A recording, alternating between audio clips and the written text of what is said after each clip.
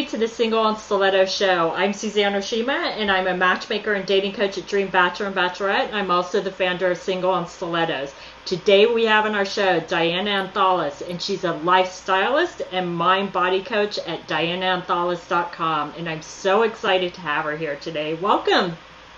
Thank you so much, Suzanne. This is fabulous. Yeah, this is great. Before we get started, I would love for you to tell our audience your background. Well, as you said, I'm a life stylist and mind-body coach. And what that is helping women really understand who they are and love their lives.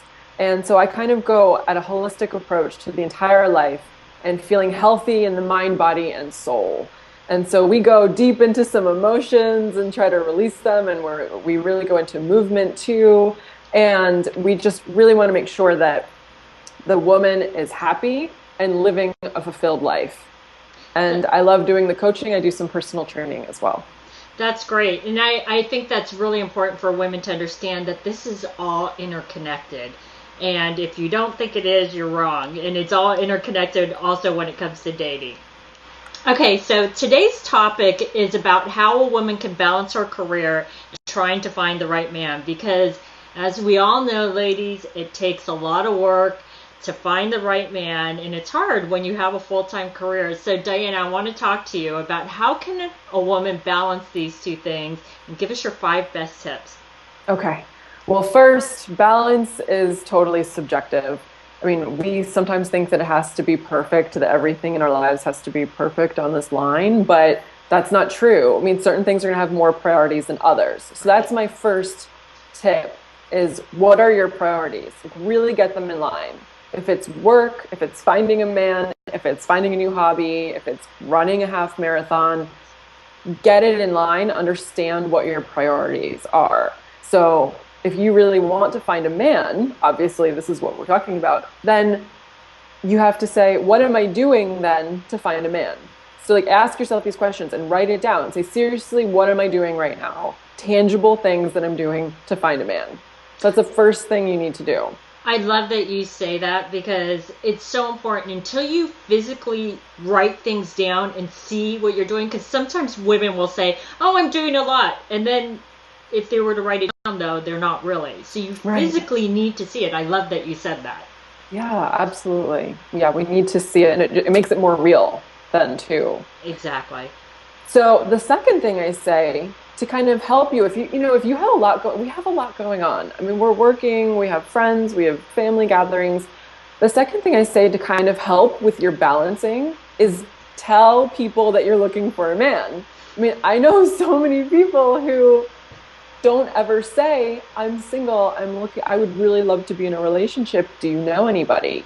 I've talked to many people who've said, why aren't my friends setting me up? And I was like, well, are you telling them that you want to be set up? Exactly. So that's the second thing, is start telling people. And and I think that's so important, because I hear women say all the time, well, they know I'm single, but they don't. You need to put it out there, though.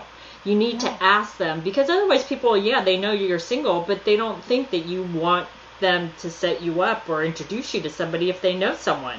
Right, exactly. And so be specific too. Say, hopefully these people know your personality, but you can be very specific. Like, I'm looking for a guy who likes to do these things or has these kinds of values. And this way it helps them a little bit. It's a referral. You need to give them some information. And it actually is a great way to manage your time, because if you have other people thinking about this for you, you can balance everything else a little bit better. Exactly. And I love that you said be more specific, because it's true. If you just say, I'm looking for a guy, then it doesn't make someone really think about a specific person. But if you're more specific, then they may think, oh, John would be perfect for her, or whoever it is, because he likes to do X, Y, and Z. So I think that's great. Right, exactly.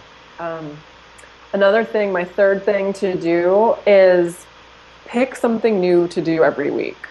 So I know we're all super busy. We don't always have time every day to do things, but try to find something new, whether it's just taking a walk down a different street, or if it's taking a cooking class, or if it's doing something maybe a little bit more out of your comfort zone, just go do something different and be around different people.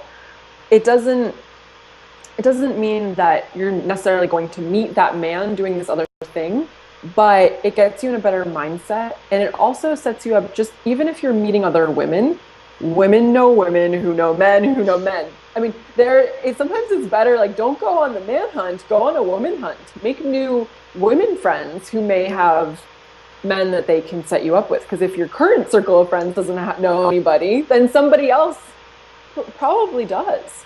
So I think that's really important, is pick something new to do every week, try to connect with somebody new, and then you can go into the fact eventually that you're looking for someone. I love that you said that, because it's so true. I tell the women that I coach all the time is, even if the guy is not right for you, don't look at it as like, oh, I don't want to get to know him. He has friends. And so that applies both for men and women. So when you meet women too, like you said, yeah, obviously you're not going to date them, but if they know other men, or maybe she has a brother or cousin or somebody that would be great for you. So stop looking at it as, they're not going to know anyone, or, that's not the right guy for me. They have a whole host of friends and cousins and brothers and everything else. So I think that's great. So give us your next step. So the next one, number 4, number 5 kind of go together, but number 4 is really about scheduling what I call me time. And what this is focusing, write down a list of things that you'd really love to do every single day. And that can be 10 minutes of yoga, that can be going for a walk, that can be just making your own lunch, whatever it is. Make that list and then pick one thing this week and do it for 4 days in a row. And there's scientific research behind the fact that if you do something for 4 days, it becomes something that you do. Because if you think about it, if you do something 2 times, it's, oh, I've done that a couple of times. If you do something 3 times, I've done that a few times. But if you do it 4 times, I do this. And it's part of self-care. And it's about really getting back into yourself and feeling happy about yourself. Because when you're happy, then you have good energy sending out.